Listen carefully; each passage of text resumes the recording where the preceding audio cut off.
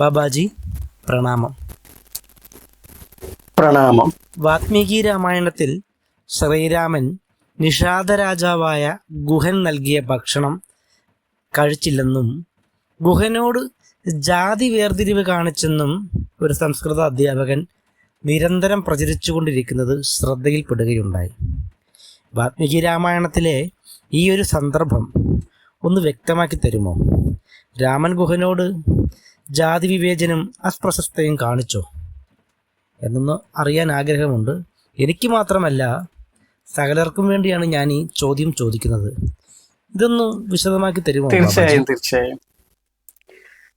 നമ്മള് ഹൈന്ദവരെ സംബന്ധിച്ചിട്ട് ഇപ്പോ വലിയൊരു തമാശ എന്താന്ന് വെച്ച് കഴിഞ്ഞാല്, ആദ്യകാലങ്ങളില് നമുക്ക് ഓരോ വ്രതകാലം വരുമ്പോൾ നമുക്ക് സീസൺ ഭക്തി എന്ന് പറഞ്ഞിട്ട് കളിയാക്കുകയായിരുന്നു. കാരണം എല്ലാവർക്കും സീസൺ ഭക്തി, വ്രതകാലങ്ങൾ എല്ലാവർക്കും എപ്പോഴും വ്രതകാലം ഇല്ലല്ലോ, അല്ലെ? എല്ലാ മാസത്തിനും പ്രത്യേക കാലഘട്ടത്തിലാണല്ലോ. പക്ഷെ നമ്മുടെ മാത്രം വരുമ്പോൾ സീസൺ ഭക്തിയാണെന്ന് പറഞ്ഞ് ആക്ഷേപിക്കുകയായിരുന്നു. ഇപ്പൊ പോയി സീസൺ വിമർശന കാലമായിരിക്കണം. ശബരിമല മണ്ഡലകാലം ആയിക്കഴിഞ്ഞാൽ ശബരിമല അയ്യപ്പനെ ചുറ്റിപ്പറ്റിയുള്ള വിമർശനങ്ങൾ ഉയർന്നു വരും. ഓണം ആയിക്കഴിഞ്ഞാൽ ഓണത്തിന്റെ വിമർശനങ്ങൾ. ഇപ്പോ കർക്കിടക മാസം ആവുമ്പോൾ കുറെ ആളുകൾ രാമായണമൊക്കെ വായിക്കും. അപ്പോൾ രാമനാണ് വിമർശനം. ആരുടെ രാമൻ എന്നൊക്കെയാണ് പലരും ചോദിക്കുന്നത്. ആരുടെ രാമനാന്ന് ചോദിച്ചു കഴിഞ്ഞാൽ എന്താ പറയുക? ആർക്കൊക്കെയാണോ രാമനെ വേണ്ടേ അവരെയൊക്കെ രാമൻ. എന്താ രാമൻ? നീ എന്താ രാമം? ആനന്ദം, പരമമായ ആനന്ദം, സച്ചിദാനന്ദം, ഇല്ലേ? ശിവാനന്ദം. അതാണ് പരമമായ സത്യത്തെ അറിയുമ്പോൾ ഉണ്ടാകുന്ന ആനന്ദമാണ് രാമം. അതാരിലിരിക്കുന്നു അവൻ രാമൻ. അത്രയേ ഉള്ളൂ. അജ്ഞാനം നീങ്ങി ജ്ഞാനം ഉണ്ടാകുമ്പോഴേ ഉള്ളൂ ആനന്ദം ഉണ്ടാവുക. അപ്പൊ അജ്ഞാനം ഉള്ളിടത്തൊന്നും ആനന്ദം ഉണ്ടാവില്ല. അപ്പൊ ആരുടെ രാമനാ? ജ്ഞാനികളുടെ രാമൻ. അജ്ഞാനികൾക്ക് രാമൻ എന്താണെന്നറിയില്ല. രാമൻ ചിലപ്പോ വെറും കൊലവിളി മാത്രമായിട്ട് കേട്ടിട്ടുണ്ടായിരിക്കും. കാരണം എന്താ രാമൻ എന്നറിയില്ല, ശബ്ദം മാത്രമായിട്ടാണ് മനസ്സിലാക്കണേ, ഇതിന്റെ അപ്പുറമൊന്നും മനസ്സിലാക്കില്ല. അതുകൊണ്ട് ഇനി അങ്ങയുടെ ചോദ്യത്തിലേക്ക് വരാം. രാമായണത്തില് ഈ ഗുഹനും രാമനും കണ്ടുമുട്ടുന്ന ഈ സന്ദർഭവുമായി ബന്ധപ്പെട്ടാണ് ഈ വിമർശനം വരുന്നത്. അത് വാത്മീകി രാമായണത്തിലാണ് ഈ ഒരു സംഭവം വിമർശിക്കപ്പെടുന്നവരെടുത്ത് ഉയർത്തുന്നത്.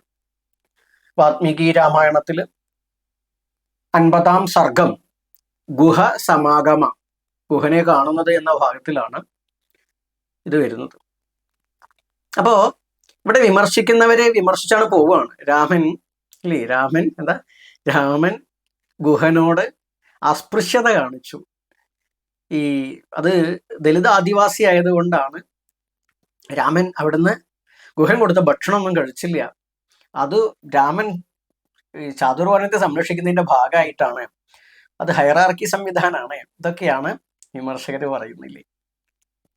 നമ്മൾ വിമർശിക്കുന്നതും വ്യാഖ്യാനിക്കുന്നതും ഒക്കെ വളരെ ശ്രേഷ്ഠമാണ്. പക്ഷെ അതിന്റെ ഉദ്ദേശം നല്ലതായിരിക്കണം. ഇവിടെ ഇപ്പോ രാമൻ ഗുഹന്റെ ഭക്ഷണം കഴിക്കുകയോ കഴിക്കാതിരിക്കുകയോ ചെയ്യട്ടെ, പക്ഷെ അതിവിടെ പറയുമ്പോൾ എന്തെങ്കിലും ഈ സമൂഹത്തിൽ ഒരു ഗുണം ഉണ്ടായി വരണം.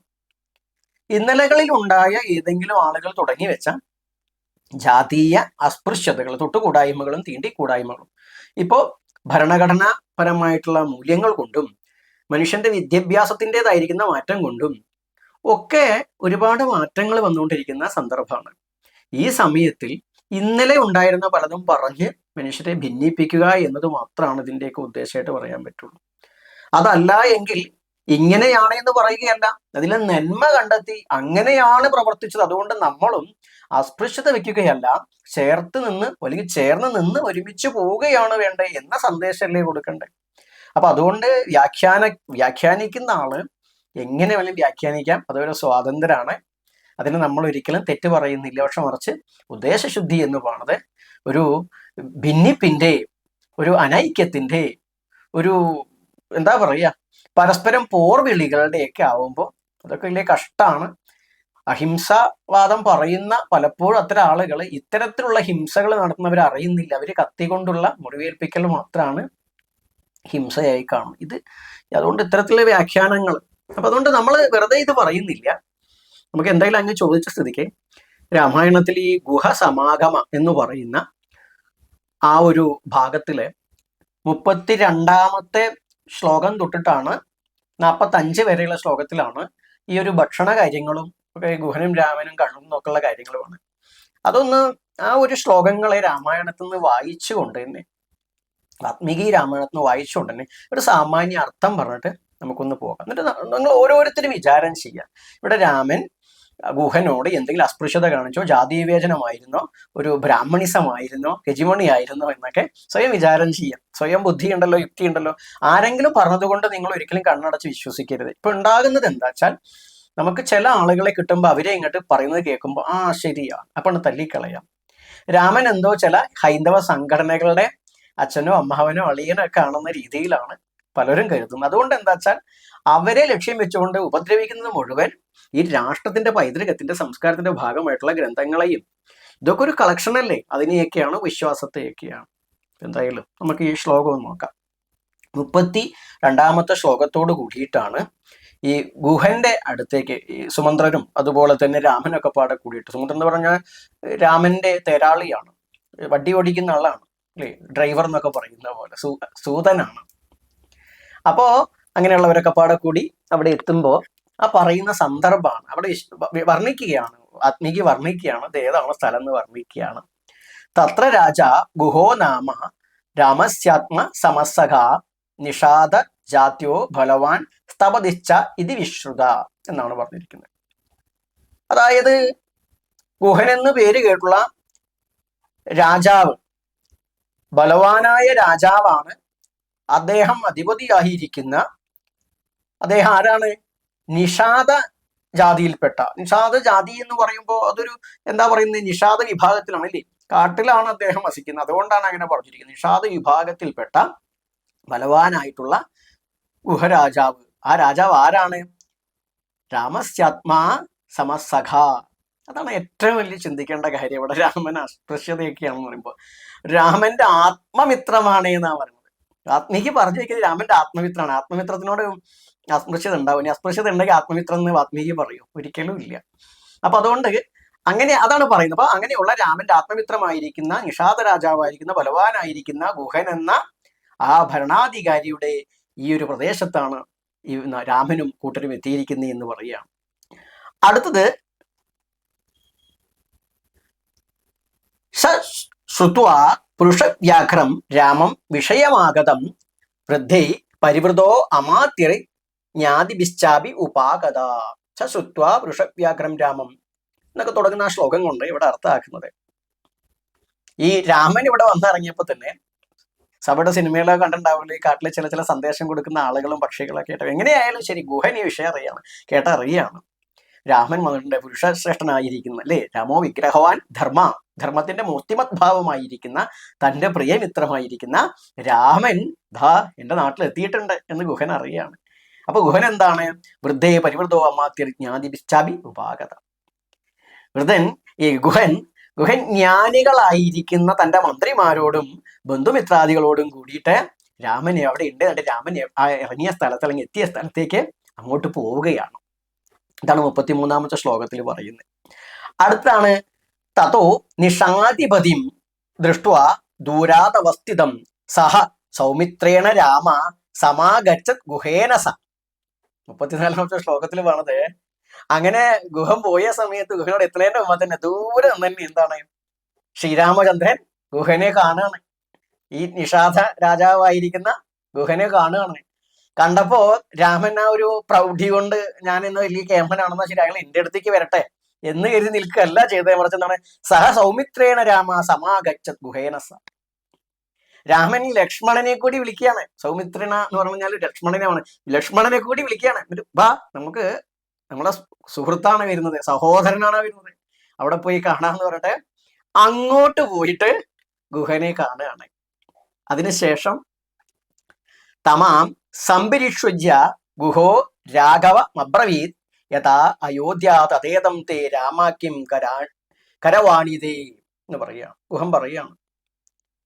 അപ്പോ ഈ രാമനെ കണ്ട മാത്രയില് ഗുഹൻ കെട്ടിപ്പിടിച്ചോണ്ട് പറയാണ്, അല്ലയോ മഹാത്മാവേ, അല്ലെങ്കിൽ രാഘവ, ഇത് അങ്ങയുടെ അയോധ്യ പോലെ തന്നെയാണ്, ഇത് അങ്ങയുടെ അയോധ്യ തന്നെയായിട്ട് കണ്ടോളൂ. കാരണം അയോധ്യ എന്ന് വരുന്നത് എന്താന്നൊക്കെ ഗുഹൻ മനസ്സിലാക്കിയിരിക്കണം ഈ സമയം കൊണ്ട്.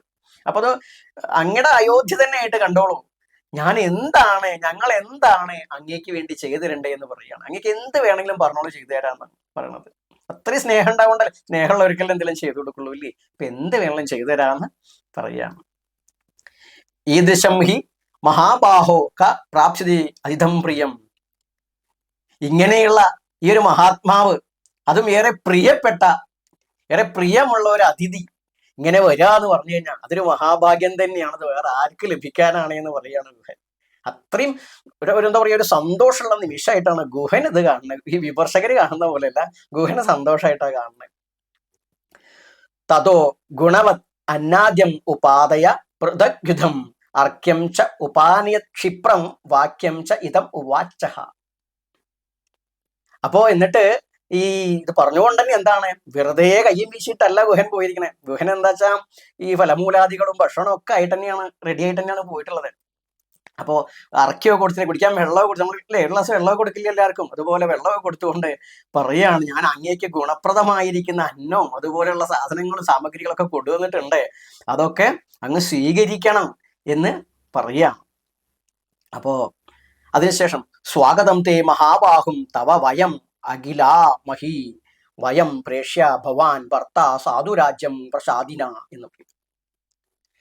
ഹേ മഹാബാഹു, അല്ലയോ രാമ, അങ്ങേക്ക് വീണ്ടും വീണ്ടും പറയാണ് സ്വാഗതം. ഈ കാണുന്ന രാജ്യം എന്ന് പറഞ്ഞാൽ ഇന്നത്തെ പോലെ ഓരോ രാജ്യമല്ല, എല്ലാവർക്കും അറിയാം. ഓരോ പഞ്ചായത്തും ഓരോ പ്രദേശമൊക്കെ രാജ്യമായിട്ട് പറയാനൊക്കെ ഒരു ഭരണാധികാരി ഉണ്ടാവും. അതുകൊണ്ടാണ് ഗുഹന്റെ ഭരണപ്രദേശമാണ് ഈ പറയുന്ന പ്രദേശം. അതാണ് ഇതിനു മുമ്പ് വിശ്വത്വം എന്നൊക്കെ പറഞ്ഞത് ആ പേര് കേട്ട പുകൾപ്പെട്ട നാട് എന്നുള്ള അർത്ഥത്തിൽ, രാജ്യം എന്നുള്ള അർത്ഥത്തിൽ പറഞ്ഞതാണ്. അപ്പൊ ഇവിടെയാണ് അങ്ങനെയുള്ള എന്റെ ഈ രാജ്യം എന്താ പറയണത്, അത് അങ്ങ് ഭർത്ത, അങ്ങ് അതിന്റെ അധികാരിയായിട്ട് ഇവിടെ ഭരിച്ചാലും ഞങ്ങളെല്ലാം അങ്ങയുടെ ദാസന്മാരാണ്, ഞങ്ങളിത് ആഗ്രഹിക്കുന്നു. അത് രാമനോട് പറയാം. രാമൻ വെട്ടിപ്പിടിക്കേണ്ട ആവശ്യമില്ല, വാളുകൊണ്ട് ചെല്ലേണ്ട ആവശ്യമില്ല, ഭീഷണിപ്പെടുത്തേണ്ട ആവശ്യമില്ല, സൈന്യത്തേക്ക് ഇതൊന്നുമില്ല. രാമൻ പോയിരിക്കുന്നതിനെ അമ്മയ്ക്ക് കൊടുത്ത വാക്ക് പാലിക്കാൻ വേണ്ടിയിട്ടാണ് അല്ലേ. അപ്പോ അവിടെയാണ് ഗുഹൻ പറഞ്ഞ എന്താണ്, ഈ രാജ്യം നഷ്ടപ്പെട്ടത് ഓർത്തത് ഇവിടെ അറിഞ്ഞതുപോലെ അറിഞ്ഞ കാര്യം പറയല്ല. പക്ഷെ രാജ്യം നഷ്ടപ്പെട്ടതൊന്നൊരു വിഷയമല്ല. അങ്ങ് ഇവിടുത്തെ രാജാവായി ഭരിക്കൂ, നമ്മൾ ഇവിടുന്ന് സ്ഥാനം മാറിത്തരാം, അങ്ങ് ഭരിച്ചോളൂ, ഞങ്ങൾ എല്ലാവരും അങ്ങയുടെ ദാസന്മാരാണ്, അങ്ങയുടെ ഭരണത്തിൽ അങ്ങ് അധികാരിയായിരിക്കും സന്തുഷ്ടരാണ്, അതുകൊണ്ട് അങ്ങ് അത് ചെയ്താലും എന്ന് പറയാണ്. ഇത് അങ്ങയുടെ രാജ്യമായി കണ്ടിട്ട് ഭക്ഷ്യം ഭോജ്യം ച പേയം ച ലേഹ്യം പോഷ്യം ഉപസ്ഥിതം ശയനാനി ച മുഖ്യാനി വാജിനാം കാതനം ചതേ എന്നാണ്. ഞാൻ അങ്ങേക്ക് വേണ്ടിയിട്ട് സാധാരണ കഴിക്കുന്ന ഭക്ഷണങ്ങളുണ്ട്, ചവച്ചരച്ച് കഴിക്കുന്ന ഭക്ഷണങ്ങളുണ്ട്, കുടിക്കാനുള്ളതുണ്ട്, പിന്നെ അതുപോലെ തന്നെയാണ് നമുക്ക് ലേഹ്യം പോലെ കഴിക്കുന്ന സാധനങ്ങളുണ്ട്, പിന്നെ അതുപോലെ തന്നെ പോഷകാംശങ്ങളുള്ള ഭക്ഷണങ്ങൾ കൊണ്ടുവന്നിട്ടുണ്ട്. ഇതെല്ലാം ഞാനിവിടെ കൊടുന്ന് വെച്ചിട്ടുണ്ട്. പിന്നെ കൂടാതെയോ അങ്ങേക്ക് കിടക്കാൻ വേണ്ടിയുള്ള കിടക്കയും അതുപോലെയുള്ള തലഹനത്തരം കാര്യങ്ങളെല്ലാം ബെഡൊക്കെ റെഡിയാക്കി വെച്ചിട്ടുണ്ട് ഞാൻ. ഇത് മാത്രമല്ല, അങ്ങയുടെ കൂടെ അങ്ങ് കൊണ്ടുവന്നിട്ടുള്ള കുതിരകൾക്കും മറ്റുള്ള ഭക്ഷണവും ഞാൻ കരുതി വെച്ചിട്ടുണ്ട്, ഞങ്ങളിവിടെ റെഡിയാക്കി വെച്ചിട്ടുണ്ട്, ഒക്കെ റെഡിയാണ്. അങ്ങ് എത്തിയെന്ന് അറിഞ്ഞോടുകൂടി, അങ്ങ് ഇവിടെ കാല് കുത്തിയെന്ന് അറിഞ്ഞോട് കൂടിയിട്ട് എല്ലാം തന്നെ ഞാൻ എൻ്റെ ആത്മമിത്രത്തിന് വേണ്ടിയിട്ട് ഒരുക്കി വെച്ചിട്ടുണ്ട് എന്നുള്ളത് ഗുഹൻ പറയാണ്. ഗുഹമേവം ബ്രുവാണം തു രാഘവ പ്രത്യുവാച്ചഹ അർച്ചിതാച്ച പ്രകൃഷ്ടാച്ച ഭവതാ സർവതാ വയം പദ്ഭ്യാം അഭിഗമാച്ച ഏവ സ്നേഹ സന്ദർശനേന ച. രാമൻ പറയാം. അതായത് രാമൻ ഈ ഗുഹനോട് പറയുന്നത് എന്താന്ന് വെച്ച് കഴിഞ്ഞാല്, ഗുഹ അങ്ങ് ഞാൻ വന്നു എന്ന് അറിഞ്ഞപ്പോ തന്നെ കാൽനടയായിട്ടാണ് പദ്ഭ്യാഭിഗമാച്ച ഏവ സ്നേഹ സന്ദർശനം എന്നുള്ള ഭാഗത്ത് കാൽനടയായിട്ട് അങ്ങ് എൻ്റെ അടുത്തേക്ക് ഇതിവിടെ കല്ലും മുള്ളുകൂടെയൊക്കെ ഓടി വന്നിരിക്കുകയാണ് ഇല്ലേ. എന്നിട്ട് അങ്ങയുടേതായിരിക്കുന്ന സ്വീകരണം അങ്ങ് നൽകിയിരിക്കുന്നു. ഈ സ്വീകരണം കൊണ്ടൊക്കെ തന്നെ ഞാൻ വലിയ സന്തുഷ്ടനാണ് എന്ന് ഈ ഗുഹൻ പറഞ്ഞതിന് മറുപടി ആയിട്ട് രാമൻ അങ്ങ് ചെയ്തോടത്തോളം കാര്യത്തിൽ തന്നെ ഭക്ഷണമൊക്കെ ഉണ്ടെന്ന് പറയുമ്പോൾ പറയാണ്, അങ്ങ് ചെയ്തോടത്തോളം അങ്ങ് ഇത്രയും കഷ്ടപ്പെട്ട എൻ്റെ അടുത്തേക്ക് വന്നല്ലോ, അതുകൊണ്ട് തന്നെ ഞാൻ ഒരുപാട് സന്തുഷ്ടനാണ്, സന്തോഷവാനാണ്. അങ്ങയുടെ ഈ സ്വീകരണങ്ങളൊക്കെ എനിക്ക് വല്ലാണ്ട് വലിയ സന്തോഷത്തെ നൽകിയിരിക്കുന്നു. ഭുജാഭ്യം സാധു വൃത്താഭ്യാം പീഡയൻ വാക്യം അബ്രവി, ഇതാണ് പറഞ്ഞുകൊണ്ട് ഗുഹനെ കെട്ടിപ്പിടിക്കുകയാണ് രാമൻ. കെട്ടിപ്പിടിച്ചിട്ടാണ് ഇതൊക്കെ പറയണത്. അസ്പൃശ്യതയുള്ളവർ കെട്ടിപ്പിടിക്കുമെന്ന് നമുക്കറിയില്ല. തൊട്ടുകൂടാത്തവർ, തീണ്ടിക്കൂടാത്തവർ, ദൃഷ്ടിയിൽപ്പെട്ടവരും ദോഷമുള്ളവർ എന്നൊക്കെ ആരൊക്കെ പറഞ്ഞ് ഉണ്ടാക്കി ആചരിച്ച് അത് ഉണ്ടെങ്കിൽ ഇവിടെ കെട്ടിപ്പിടിക്കുമോ?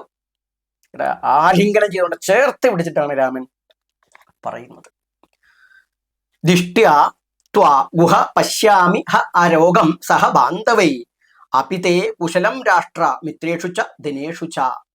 രാമൻ ഗുഹനോട് പറയാം.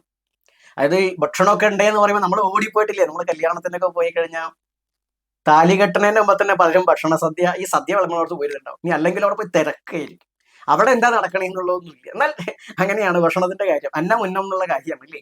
പക്ഷെ ഇവിടെ രാമൻ അങ്ങനെയല്ല. ഇതൊക്കെ ഉണ്ടെന്ന് പറഞ്ഞിട്ട് ഇതൊക്കെ ഞാൻ എന്താ പറയുക, എനിക്ക് സന്തോഷമായി അങ്ങേ കണ്ടേലും, അങ്ങേ കണ്ടേൽ തന്നെ എനിക്ക് സന്തോഷമുണ്ട് എന്ന് എന്താണ് അങ്ങ് ഓടി വന്നു, എന്നെ കണ്ടു, അതുപോലെ തന്നെ അങ്ങ് ഇതെല്ലാം ഒരുക്കിയിട്ടുണ്ട്, അങ്ങ് കാൽനടയായിട്ടാണ് വന്നിരിക്കണേ, പിന്നെ അങ്ങയെ കണ്ട് സംസാരിക്കാൻ പറ്റി, ഇതന്നെ എനിക്ക് സന്തോഷമാണ് എന്ന് പറഞ്ഞ് കെട്ടിപ്പിടിച്ചുകൊണ്ട് പറയുകയാണ്. എന്നാ ശരി ഭക്ഷണം കഴിക്കാന്നല്ല പറഞ്ഞത്. എന്താ പറഞ്ഞത്? ഞാൻ ഇതൊക്കെ കാണുന്നു, എല്ലാം ഞാൻ കണ്ട് മനസ്സിലാക്കുന്നു, എന്നാൽ പോലും ഇവിടെയുള്ള എല്ലാവർക്കും സുഖം തന്നെയല്ലേ, സൗഖ്യമല്ലേ, ആർക്കും രോഗമൊന്നും ഇല്ലല്ലോ, അങ്ങയുടെ ബന്ധുക്കൾക്ക് മറ്റുള്ളവർക്കൊന്നും ഒരു കുഴപ്പമില്ലല്ലോ, അതുപോലെ തന്നെ നമ്മൾ ഈ കാണായത് ആർക്കും പ്രശ്നമൊന്നും ഇല്ലല്ലോ എന്നുള്ള കുശലങ്ങളൊക്കെ ചോദിക്കുകയാണ്. അവിടെ ധനകാര്യം, നമ്മൾ വെറുതെ ഭക്ഷണം ഉണ്ടോ മാത്രം നോക്കിയിട്ട് കാര്യമില്ല. അന്നത്തെ കാലത്തും ധനപരമായിട്ടുള്ള വിനിയോഗം ഉണ്ടാവും. ഇന്ന് പറയുന്ന ഉറുപ്പിയൊന്നും ആയിരിക്കില്ല എന്ന് മാത്രം. ചെന്നിരുന്നാൽ പോലും ഡോളറൊന്നുമല്ല. അപ്പൊ എന്നിരുന്നാൽ പോലും അത്തരം കാര്യങ്ങൾക്കൊന്നും ഇവിടെ ക്ഷാമമൊന്നും ഇല്ലല്ലോ, എല്ലാവരും സുഖമായിരിക്കല്ലേ എന്നുള്ള, നിങ്ങളുടെ രാജ്യത്തിനും പ്രജകൾക്കും ബന്ധുക്കൾക്കെല്ലാം സുഖമായിരിക്കല്ലേ എന്ന് രാമൻ ഈ കെട്ടിപ്പിടിച്ചുകൊണ്ട് ചോദിക്കുകയാണ്. അതിനുശേഷം യത് ഇതം ഭവതാ കിം ചിത് പ്രീത്യ സമുപ കൽപ്പിതം സർവം തത് അനുജാനാമി നഹി വസ്തു പരിഗ്രഹേ. അങ്ങീ കൊണ്ടുവന്ന കാര്യങ്ങളിലെല്ലാം തന്നെ ഞാൻ പ്രീതിവാനാണ്, ഞാൻ സന്തുഷ്ടനാണ്. എന്നിരുന്നാലും എന്തെങ്കിലും ചെറിയ കാര്യങ്ങൾ അന്യരുടെ അടുത്ത് വാങ്ങാന്ന് പറഞ്ഞു കഴിഞ്ഞാൽ ഒരു വിഷമമുള്ള കാര്യമാണ്. എന്നാൽ പോലും ഞാൻ ഇതിനെ സ്വീകരിച്ചിരിക്കുന്നു എന്ന് അങ്ങ് ധരിച്ചാൽ, ഞാൻ പരിഗ്രഹിച്ചിരിക്കുന്നു, ഞാൻ സ്വീകരിച്ചിരിക്കുന്നു. സ്വീകരിച്ചിരിക്കുന്നു എന്ന് പറയുന്ന നേരത്ത് രാമൻ പറയാതെ പറയുന്ന ഒരു കാര്യമുണ്ട്. തൽക്കാലം എനിക്കിത് വേണ്ട, എന്നാൽ പോലും ഞാനിത് തള്ളുന്നില്ല, ഞാനിത് സ്വീകരിച്ചിരിക്കുന്നു എന്നാണ്. വേണ്ട എന്ന് പറഞ്ഞിട്ട് കൊണ്ടുപോകൂ, ഇത് എനിക്ക് സ്വീകരിക്കാൻ പറ്റില്ല, എന്റെ മുന്നിൽ ഇത് കൊണ്ടുവരാൻ പറ്റുമോ എന്ന് പറഞ്ഞിട്ട് രാമൻ ദേഷ്യപ്പെടുന്നില്ല, എടുത്ത് വലിച്ചെറിയുന്നില്ല, മാറ്റൂ ദൂരെ എന്ന് പറയുന്നില്ല, മാറി നിൽക്കൂ ഹൈ മാറി നിൽക്കുക എന്ന് പറയുന്നില്ല. രാമൻ പറഞ്ഞത് എന്താ വെച്ചാല്, ശ്രീരാമചന്ദ്രൻ പറയുന്നത് ഗുഹനോട് പറഞ്ഞത്, ഞാന് ഇതിനെല്ലാം സ്വീകരിച്ചിരിക്കുന്നു, എന്നാലോ ഈ പറയപ്പെടുന്ന രീതിയിൽ അന്യന്റെ കയ്യിൽ നിന്നും ഗ്രഹിക്കുക എന്ന് പറഞ്ഞു കഴിഞ്ഞാല് അത് വളരെ ചെറിയ കാര്യങ്ങളാണെങ്കിൽ പോലും അത് വലിയ സുഖമുള്ള കാര്യമല്ല.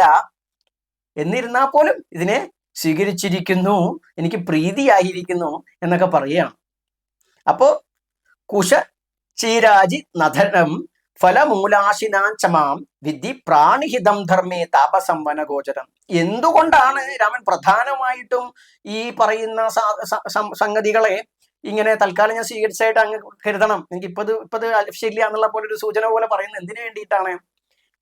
ഈ ഗുഹൻ അയോധ്യയിലെ ഈ യുവരാജാവാണ് വന്നിരിക്കുന്നത്.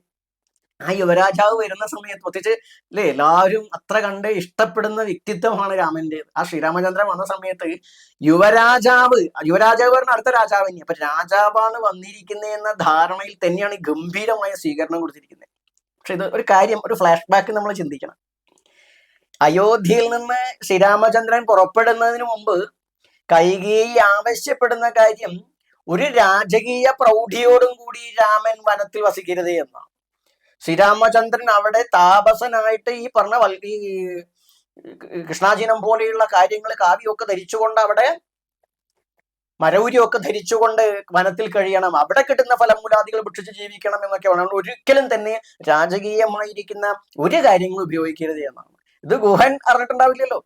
അപ്പൊ ഗുഹൻ ആ രാജാവെന്ന് കാണുമ്പോൾ അമ്മയ്ക്ക് കൊടുത്ത വാക്ക് എന്താണ്? ഞാൻ ചെയ്യില്ല, ഞാൻ ഈ പറയേണ്ട കാലത്തോളം ഞാൻ അതന്നെയായിരിക്കും. അച്ഛനും കൊടുത്ത വാക്ക്, അമ്മയ്ക്കും കൊടുത്ത വാക്ക് രാമൻ തെറ്റില്ല. രാമൻ ആർക്ക് കൊടുത്ത വാക്കും തെറ്റില്ല. രാമോ വിഗ്രഹവാൻ ധർമ്മ. രാമൻ സത്യവാദിയാണ്. രാമൻ ധർമ്മത്തെയാണ് ഊർഗെ പിടിക്കുന്നത്. അതുകൊണ്ട് തന്നെ കള്ളം പറയേണ്ട ആവശ്യമില്ല. ഇതെനിക്ക് വേണ്ട, നിങ്ങൾ താഴ്ന്ന ജാതിക്കാരനാണെങ്കിൽ രാമൻ ഈ ഒളിച്ചു കെട്ടേണ്ട ആവശ്യമില്ല. രാമൻ പച്ചയ്ക്ക് പറയും. കാരണം രാമൻ സത്യവാനാണ്. രാമൻ അത് തുറന്നു പറയാനൊരു കുഴപ്പമില്ല. നിങ്ങൾ ശരിയല്ല, ഈ കല്യാണം കഴിക്കാൻ വരുന്ന ആളെ എന്താണ്, നിങ്ങളെ എനിക്ക് കല്യാണം കഴിക്കാൻ പറ്റില്ല, എനിക്ക് ഭാര്യ ഉണ്ട് എന്നാ പറഞ്ഞത് തുറന്നു പറയുകയാണ്. അപ്പൊ അതുകൊണ്ട് ഇവിടെ ഈ രാമൻ ഗുഹനോട് പറയുന്നത്, ഞാനൊരു താപസനെ പോലെ കണ്ടാൽ മതി, ഞാൻ വനവാസിയായിട്ട് വനത്തിൽ വസിക്കാൻ വേണ്ടി വന്നിരിക്കുന്നവനാണ്, എന്നെ ഇങ്ങനെ കണ്ടാൽ മതി, അതുകൊണ്ടാണ് എനിക്ക് ഈ വലിയ സ്വീകരണമൊന്നും ആവശ്യമില്ലാത്തത്. മനസ്സിലായില്ലേ? ഞാൻ സാധാരണക്കാരൻ, ആ സാധാരണക്കാരന്റെ പരിമിതിയിലാണ് അതിനെയൊക്കെ സ്വീകരിക്കുന്നത്. ഇനി 45-ാമത്തെ ശ്ലോകം പറയുന്നത്, അശ്വാനാം ഘാതനേന അഹം അർത്തീന അന്യേന കേനചിത് ഏതാവതാ അത്ര ഭവതാ ഭവിഷ്യാമി സുപൂജിത എന്നാണ്. അങ്ങ് ഈ കുതിരകൾക്ക് കൊടുത്ത ഈ ഭക്ഷണമൊക്കെ ഉണ്ടല്ലോ, അതിന് എന്തൊക്കെയാ അങ്ങ് ചെയ്തിരിക്കുന്ന, വെള്ളം കൊടുത്തു, ഭക്ഷണം കൊടുത്തു, ഇത്രയും കുതിരകൾക്കൊക്കെ അങ്ങ് ചെയ്യണ്ടേ, നിങ്ങൾക്ക് ഒരുക്കണ്ടേ, ഇതിൽ തന്നെ ഞാൻ സന്തുഷ്ടനാണ്, സന്തോഷവാനാണ്. കൂടാതെ അങ്ങയുടേതായിരിക്കുന്ന എല്ലാവിധ സ്വീകരണങ്ങളും ഇങ്ങനെ ഏറ്റുവാങ്ങി ഞങ്ങൾ സന്തോഷവാന്മാരിൽ സന്തോഷവാനായിട്ടാണ് ഞാനും സീതയും അനുജനൊക്കെ ഇരിക്കുന്നേ എന്ന് ഭഗവാൻ ശ്രീരാമചന്ദ്രൻ ഗുഹനോട് പറയുകയാണ്. ഇത് ഈ പറഞ്ഞ കാര്യത്തിൽ എവിടെയാണ് നിങ്ങൾ നിഷാദനാണ്, അതുകൊണ്ട് നിങ്ങൾ താഴ്ന്ന ജാതിക്കാരനാണ്, എനിക്ക് അതുകൊണ്ട് നിങ്ങളുടെ ഭക്ഷണം വേണ്ട എന്ന് പറഞ്ഞിരിക്കുന്നത് പറഞ്ഞിട്ടില്ല. രാമൻ പ്രത്യേകിച്ച് തുടർന്നുള്ള ഭാഗങ്ങളിൽ വെച്ചാൽ രാമൻ അന്ന് ഉപവാസം ഇരിക്കുകയാണ്. ഇത് രാമൻ പറയുന്നതല്ല, രാമൻ 2-ാമത്തെ ദിവസവും ഉപവാസത്തിലാണ്. ഉപവാസത്തിന്റെ ഭാഗം കൂടി ആയിരുന്നു ഭക്ഷണം, അന്നം കഴിക്കാതെ, ലക്ഷ്മണൻ കൊടുക്കുന്ന വെള്ളം മാത്രം കുടിച്ചുകൊണ്ട് അന്നം കഴിക്കാതെ ഇരിക്കുന്ന, മറ്റുള്ള ഭക്ഷണ പദാർത്ഥങ്ങൾ കഴിക്കാതിരിക്കുന്ന രീതിയിലേക്കാണ് അന്ന് രാമൻ പോയിട്ടുള്ളത്. ഈ രാമായണം പരിശോധിച്ചാൽ മനസ്സിലാകും. അത് ഗുഹനും ബോധ്യമുള്ളത് കൊണ്ടാണ് ഭരതൻ, ഇതിനു ശേഷം ഭരതൻ ജ്യേഷ്ഠനെ അന്വേഷിച്ച് വരുന്നുണ്ട്. ആ സമയത്ത് ഭരതനോട് ഗുഹനാണ് പറയുന്നത്, ശ്രീരാമചന്ദ്രൻ ഈ പറയപ്പെടുന്ന ദിവസം ഉപവാസത്തിലായിരുന്നു എന്ന് പറയുന്നത്. ഇനി അതല്ല, ഈ ക്ഷത്രിയരായിരിക്കുന്ന ഭരതനോ അല്ലെങ്കിൽ ശ്രീരാമനോ ഒക്കെ അസ്പൃശ്യതയാണെങ്കിൽ, ഇതേ ഭരതൻ, രാമന് ശേഷം ഭരതനെ രാജാവാക്കാനാണ്, അപ്പൊ ഭരതനും യുവരാജാവ് തന്നെയാണല്ലോ. അപ്പൊ ഭരതൻ ഗുഹന്റെ അടുത്ത് വരുമ്പോൾ ഗുഹൻ ഇതുപോലെ തന്നെയും ഭക്ഷണങ്ങൾ ഒരുക്കുന്നുണ്ട്. ആ ഭക്ഷണങ്ങൾ ഒരുക്കിയിട്ട് അവിടെ സൈന്യവും മറ്റും അതോ എല്ലാവരും കൂടിയിട്ട് അത് കഴിക്കുന്നതായിട്ട് രാമായണം പറയുന്നുണ്ട്. കൂടാതെ അവസാനത്തിൽ ഭരതനും പറയുന്നുണ്ട് ഗുഹനോട്, അങ്ങയുടെ ഈ സ്വീകരണങ്ങളൊക്കെ വളരെ നന്നായിരുന്നു, ഞങ്ങൾ അതിനെ സ്വീകരിച്ച് ഞങ്ങൾ സന്തുഷ്ടരായി എന്ന് പറയുന്നുണ്ട്. ഇവിടെ എവിടെയാണ് ഈ അസ്പൃശ്യതയും ജാതിയും, ദലിതും ആദിവാസിയും ബ്രാഹ്മണനും ക്ഷത്രിയനും ഹൈറാർക്കിയും ഒക്കെ? നമുക്കറിയില്ല, നിങ്ങൾ തന്നെ വിചാരം ചെയ്യാം. ഇനിയിപ്പോ നമ്മൾ വിമർശിക്കുന്ന ആളുകൾ വിമർശിക്കാനുള്ള ഒരു കാരണമായിട്ട് അവർ പറഞ്ഞ ചില ഗ്രന്ഥങ്ങളിലൊക്കെ ഉള്ളൊരു കാര്യമാണ് ഹീനപ്രേഷ്യം, ഹീനസഖ്യം, ഹീനഗേഹ നിഷേവണം എന്നുള്ളൊരു ഭാഗമുണ്ട്. അതായത് ഹീനപ്രേഷ്യം എന്ന് പറഞ്ഞു കഴിഞ്ഞാൽ താഴ്ന്ന തട്ടിൽ കിടക്കുന്ന ആളുകൾ. ഹീനം എന്ന് പറഞ്ഞാൽ താഴ്ന്ന എന്ന് പറഞ്ഞാൽ ഇവിടെ സാംസ്കാരികമായി താഴ്ന്ന എന്നുള്ള അർത്ഥമാണ്. അങ്ങനെയുള്ള ആളുകളെ എടുത്ത് ഒന്നും വാങ്ങാൻ പറ്റില്ല എന്നാണ്. അങ്ങനെയുള്ള ആളുകൾക്ക് ഒന്നും വാങ്ങാൻ പറ്റില്ല. അപ്പൊ ഇവിടെ അതുകൊണ്ടാണ് ശ്രീരാമചന്ദ്രൻ ഗുഹന്റെ അടുത്ത് വാങ്ങാതിരുന്നേ എന്നാണ് വിമർശകര് പറയാൻ ശ്രമിക്കുന്നത്. ഹീനസഖ്യം, അത്തരം ആളുകളോട് കൂട്ടുകൂടാൻ പാടില്ല എന്നാണ്. ഹീനഗേഹ നിഷേവണം എന്നാണ്. അവരൊന്നും വീട്ടിലൊന്നും പോയിട്ടൊന്നും ചെയ്തു കൊടുക്കാനോ താമസിക്കാനൊന്നും പറ്റില്ല. ഒന്ന് ആലോചിച്ച് നോക്കൂ. ഇവിടെ ശ്രീരാമചന്ദ്രൻ വാങ്ങിയില്ല എന്നുള്ളത് ശരിയാണ്, ഭക്ഷണം വേണ്ട എന്ന് പറഞ്ഞിട്ടുണ്ട്. എന്നാൽ ഹീനസഖ്യം എന്ന് പറഞ്ഞാൽ അവിടെ കൂട്ടുകൂടാൻ പാടില്ല എന്നാണ്. ഇത് ആരംഭിക്കുമ്പോ തന്നെ എന്താ പറഞ്ഞത്?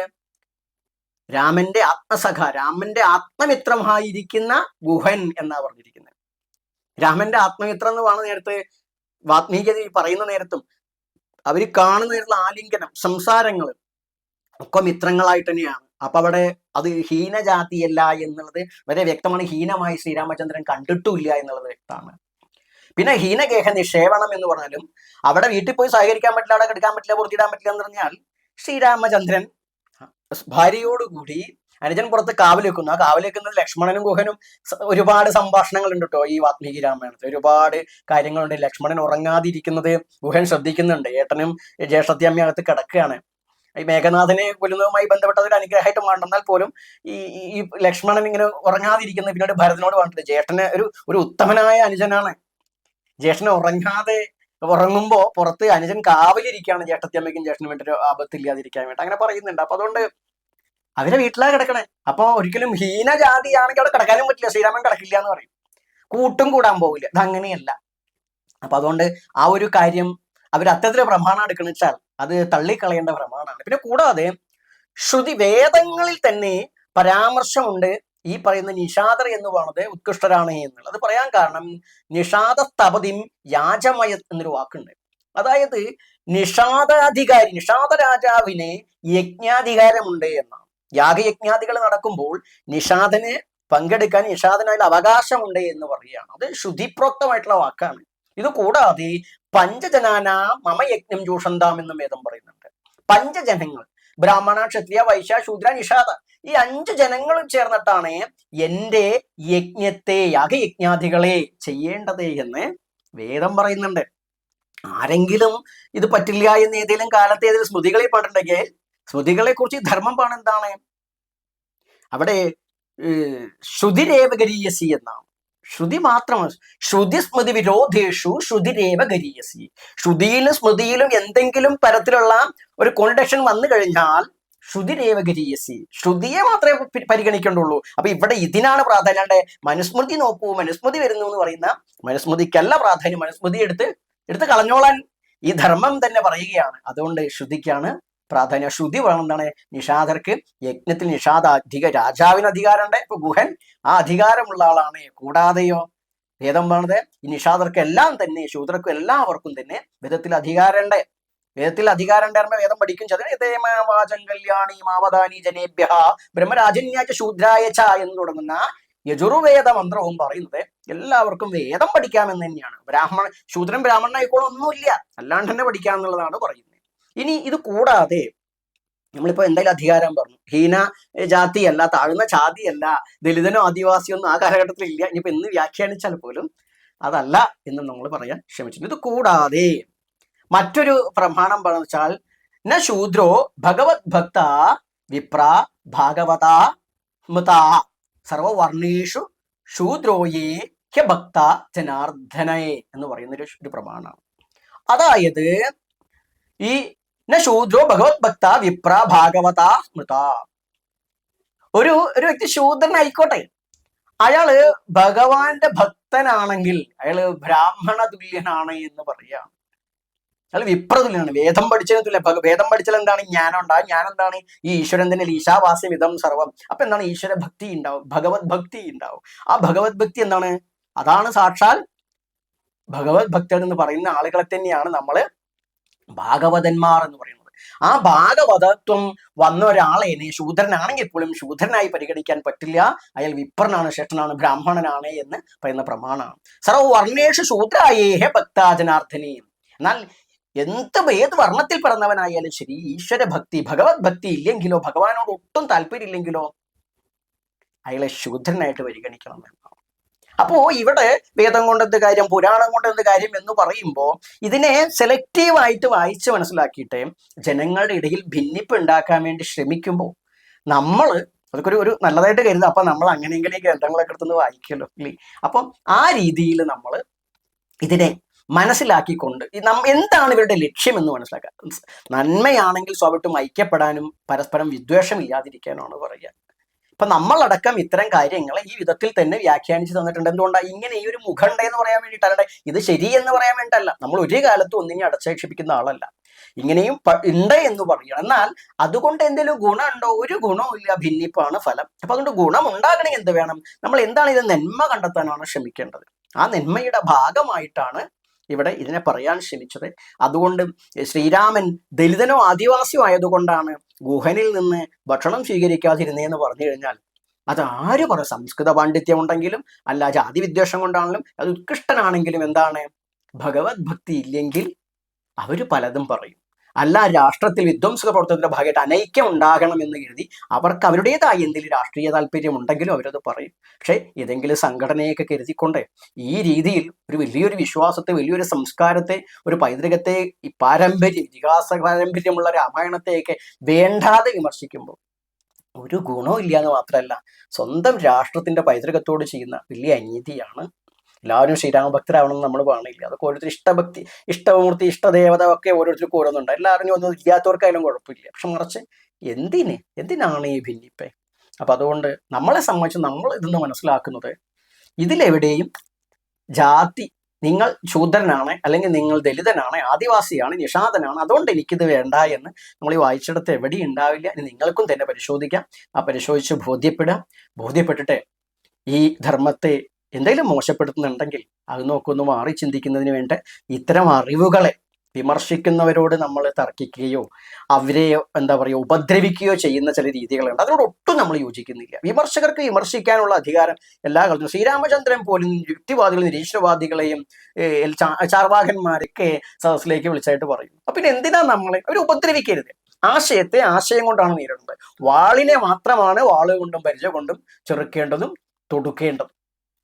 ആനപ്പുറത്തിരിക്കുന്നവൻ ആനപ്പുറത്ത് എന്നാണ്, ആനപ്പുറത്തുള്ളവൻ എന്ന് തന്നെയാണ് നമ്മുടെ യുദ്ധനിയമം. അതുകൊണ്ട് ഒരിക്കലും ദേഹോപദ്രവോ ആക്ഷേപങ്ങളോ ഈ അനാവശ്യ പദങ്ങൾ ഉപയോഗിക്കുക ഇതൊന്നും നമ്മുടെ സംസ്കാരമല്ല. അങ്ങനെയൊക്കെ ചെയ്യുന്നുണ്ടെങ്കിൽ നമ്മുടെ ആളുകൾ ചെയ്യുന്നുണ്ടെങ്കിൽ അതൊക്കെ നിർത്തണം. നമുക്ക് ഈ വിധം പറയാമല്ലോ. ഈ വിധം നമുക്ക് അവിടുന്ന് ഒരു സംഭവം ഇങ്ങോട്ട് പറഞ്ഞു കഴിഞ്ഞാൽ അതല്ല എന്ന് പറയാൻ നമുക്ക് കഴിയല്ലോ. നമുക്ക് നമ്മുടെ ധർമ്മത്തിൽ, നമ്മുടെ സംസ്കൃതിയിലൊക്കെ നമുക്കൊരു ബോധ്യം ഉണ്ടാവണം. വിശ്വാസമല്ല, ബോധ്യം ഉണ്ടാവണം. ആ ബോധ്യത കൊണ്ടാണ് നമ്മൾ ഇത്തരം ആളുകൾക്ക് മറുപടി കൊടുക്കേണ്ടത്. അല്ലാണ്ട് അവർ നമ്മളെ പറയുമ്പോൾ നമ്മൾ സംസ്കാരശൂന്യരാവുകയാണ്. അപ്പൊ ഒരിക്കലും നമ്മുടെ ഭാഗത്തുനിന്ന് ഉണ്ടാവരുതെന്നാണ് നമുക്ക് നമ്മുടെ മക്കളോട് പറയാനുള്ളത്. നമുക്ക് ഇത്തരത്തിലൊരു എന്തെങ്കിലും തരത്തിൽ ആക്ഷേപം ഉണ്ടെങ്കിൽ വേദത്തെ, പുരാണങ്ങളെയൊക്കെ വർണ്ണജാതി സംഭവങ്ങൾ പറഞ്ഞുകൊണ്ട് സ്മൃതികാരന്മാരിൽ ഇടക്കാലത്ത് ചില അധികാരി വർഗങ്ങൾ ഉണ്ടാക്കി വെച്ച ഏതെങ്കിലും കാര്യം കൊണ്ട് പറയുകയാണെങ്കിൽ അതിനെ ചെറുക്കേണ്ടത്. കാരണം അധികാരി വിഭാഗങ്ങൾ എല്ലാ കാലത്തും അവരുടേതായിരിക്കുന്ന നിലനിൽപ്പിനും അവരുടെ സ്വാർത്ഥതയ്ക്കും അവരുടെ സൗകര്യങ്ങൾക്കും വേണ്ടി നിയമങ്ങൾ ഉണ്ടാക്കും ഒക്കെ ചെയ്യും. ഹയറാർക്കി സംവിധാനം എല്ലാ കാലത്തും ഉണ്ട്. ഒരു ബ്രാഹ്മണൻ വരുമ്പോൾ ബ്രാഹ്മണൻ അധികാരത്വം ഉണ്ടെങ്കിൽ അയാൾക്ക് അവിടെ വലിയ പ്രൗഢി കിട്ടുന്ന ആ കാലത്തുണ്ടെങ്കിൽ ഇന്നും അങ്ങനെ തന്നെയാ. ഇന്ന് ഏത് സമുദായക്കാരൻ മന്ത്രിയോ ഒക്കെ ആയിക്കഴിഞ്ഞാൽ, അല്ലെങ്കിൽ ഒരു ജസ്റ്റിസ് ആയി കഴിഞ്ഞാൽ, ഒരു കളക്ടർ ആയി കഴിഞ്ഞാൽ അവർക്ക് അവരുടേതായ ഒരു ഇത് കൊടുക്കുന്നില്ലേ? അത് എല്ലാ കാലത്തും ഉണ്ട്. വഴി മാറി കൊടുക്കടക്കം വേണം എല്ലാ കാലത്തും ഇല്ലേ? ചികിത്സയ്ക്ക് മാറ്റണ്ടേ, ശിക്ഷയ്ക്ക് ഒരു ഏതെങ്കിലും ക്രിമിനൽ കേസിൽ പെട്ടാൽ പോലും അവരെ ശിക്ഷിക്കുന്നതിന് പോലും ഒരുപാട് നിയമ നടപടികളുണ്ട്. എല്ലാം ജയിലിൽ അടയ്ക്കപ്പെട്ടാലും അവർക്കൊരു പ്രത്യേക ഒരു പരിഗണന കൊടുക്കുന്ന രീതിയൊക്കെ ഉണ്ടെന്ന് എല്ലാവർക്കും അറിയാം. അത് നിയമം പോലും അങ്ങനെയൊക്കെ ചെയ്യണമെന്ന് പറയുന്നുണ്ട്. അതുകൊണ്ട് അത് ഒരു കാലഘട്ടത്തിൽ അത് നടന്നതിന്റെ പേരിൽ ഈ തരത്തിൽ പറയുമ്പോൾ വലിയ കഷ്ടമാണ്. അപ്പോ പിന്നെ രാമന്റെ രാജ്യത്ത് ഈ ചാതുർവർണ്ണ സംവിധാനമായിരുന്നു എന്ന് വാൽമീകി പറയണമെന്ന് പറയുമ്പോൾ വർണ്ണാശ്രമധർമ്മം പുലർത്തുന്ന രാജ്യത്ത് വർണ്ണാശ്രമധർമ്മം തന്നെയായിരിക്കും നിയമം. അത് ആ കാലഘട്ടത്തിലെ നിയമമാണ്.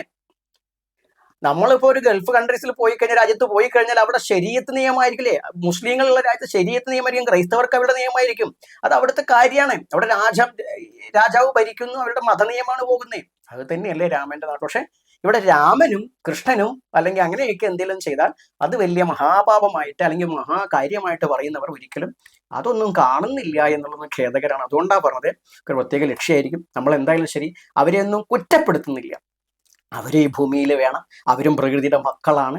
അവർക്കും ആശയ സ്വാതന്ത്ര്യമുണ്ട്, അഭിപ്രായ സ്വാതന്ത്ര്യമുണ്ട്. ഈ ഭരണഘടനയും ഈ ധർമ്മവും എല്ലാ കാലത്തും അതിന് അനുവാദം കൊടുക്കുന്നുണ്ട്. പക്ഷെ അതിൻ്റെയൊക്കെ ഒരു ലക്ഷ്യം എന്ന് പറയുന്നത് മനുഷ്യരെ ഇന്നലെയുടെ പേര് പറഞ്ഞ് ഭിന്നിപ്പിക്കുന്ന, പരസ്പരം കണ്ടാൽ കടിച്ചു കയറാൻ നിൽക്കുന്ന ഒരു വെറുപ്പിൻ്റെതായിരിക്കരുത് ഈ ഒരു പറയുന്ന ആശയങ്ങളൊന്നും അഭ്യർത്ഥിച്ചുകൊണ്ടാണ് നമ്മൾ നിർത്തുന്നത്. അപ്പോൾ എല്ലാവർക്കും ഒരിക്കൽ കൂടി ഭഗവാൻ ശ്രീരാമചന്ദ്രന്റെ സീതാപതി, ഭഗവാൻ ശ്രീരാമചന്ദ്രന്റെ അയോധ്യാധിപതി ശ്രീരാമചന്ദ്രന്റെ നാമത്തിൽ നമസ്തേ, ജയ് ശ്രീരാം.